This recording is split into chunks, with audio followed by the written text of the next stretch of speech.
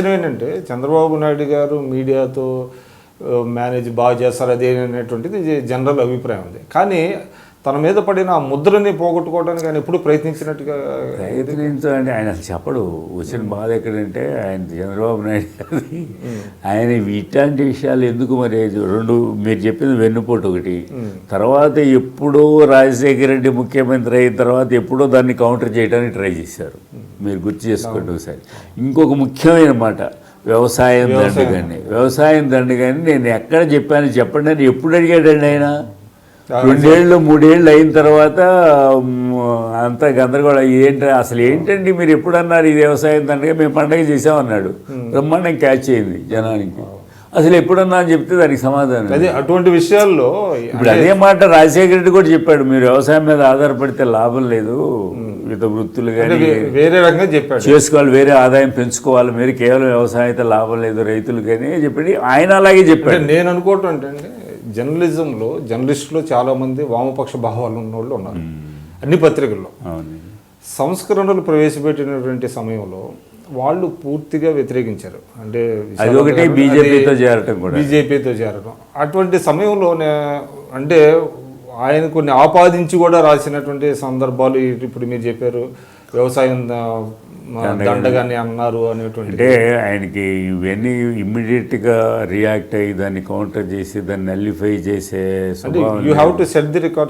అది సరిగా లేదు. అది మొదటి నుంచి కూడా ఆయన is not a very effective speaker that way. ఈ స్పీక్స్ కానీ బట్ చాలా పాయింటెడ్గా మాట్లాడడం, నిలదీసి మాట్లాడారు. ఆయనకి అన్నీ కలిసి వచ్చింది సార్. 96లో ఎన్టీ రామారావు కలిసి వచ్చింది కూడా ఆయన చనిపోవటం, తర్వాత ఆయన ఒక అంటే సంస్కరణలో తీసుకోవటం, తర్వాత ఆయన ఒక పెద్ద ఇమేజ్ బిల్డ్ అవ్వటం, ఇవన్నీ ఒక అంటే తన ముద్ర అనేది చాలా స్పష్టంగా చూపించగలిగారు. అంటే ఆయన తిరుపతిలో కూడా పెళ్లి చేసుకుంటున్నప్పుడు ఎన్టీ రామారావు పెళ్లి చేసుకున్నప్పుడు జరిగిన సంఘటన మైక్ బీకేయడం, తర్వాత ఎన్టీ రామారావు గారు అలిగి హోటల్కి వెళ్ళిపోవటం, తర్వాత వీళ్ళంతా వెళ్ళి చంద్రబాబు నాయుడికి చెప్పి ఆయన దగ్గరికి వెళ్ళి క్షమాపణలు చెప్పి మీరు మీ ఇష్టం వచ్చినట్టు చేసుకోండి, పార్టీ గవర్నమెంట్ మాత్రం దూరంగా పెట్టండి, మీ పెళ్ళి మీ కుటుంబం మీ ఇష్టం అని చెప్పేసేసి ఆయన సర్దుకొని వచ్చాడు. అందరు సలహా ఇచ్చారు, పెద్ద ఆయన బాధపడుతున్నాడు, అది ఇదని పబ్లిక్గా జరిగింది కదా ఇది ఇదని.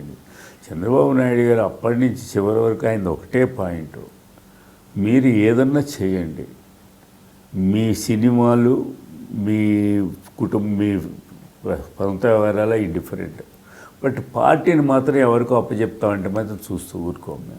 మేమందరం కష్టపడి బిల్డప్ చేసిన పార్టీ ఇది. మేము మమ్మల్ని వదిలేసేసి మీరు తీసుకెళ్ళి ఆమెను ఎవరో తీసుకొచ్చి ఇస్తే ఈ పార్టీ ఎక్కడ నిలుస్తుంది, మేమంతా ఏమైపోతాం. ఈ పాయింట్ మీద ర్యాలీ అయ్యారు అతని చుట్టూ, చంద్రబాబు నాయుడు చుట్టూ. అది మనం గుర్తుపెట్టుకోవాల్సింది.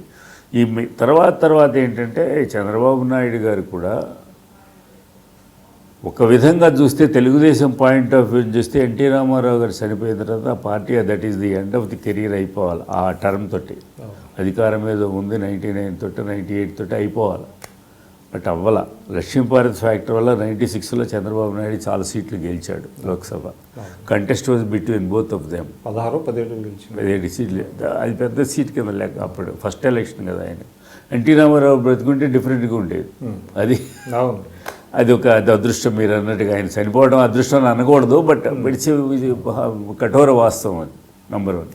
నెంబర్ 2, 98 తర్వాత ఏమైందంటే ఆయన చేసిన ఎందుకు బ్యాడ్ నేమ్ వచ్చిందంటే ఆయనకి మీరు అన్నట్టుగా యునైటెడ్ ఫ్రంట్ ఉన్నప్పుడు, యునైటెడ్ ఫ్రంట్కి ఈయన కన్వీనర్గా ఉన్నప్పుడు, సరే ఎవరు దొరకలేదు వాళ్ళు దొరకలేదు వీళ్ళు దొరకలేదు, నేను ప్రైమ్ మినిస్టర్ నువ్వే ఉండే ఎందుకనంటే నాకు వద్దండి నేను ఆంధ్రప్రదేశ్ ఉంటా అని చెప్పిన మాట కరెక్టే, అందులో సందేహం లేదు.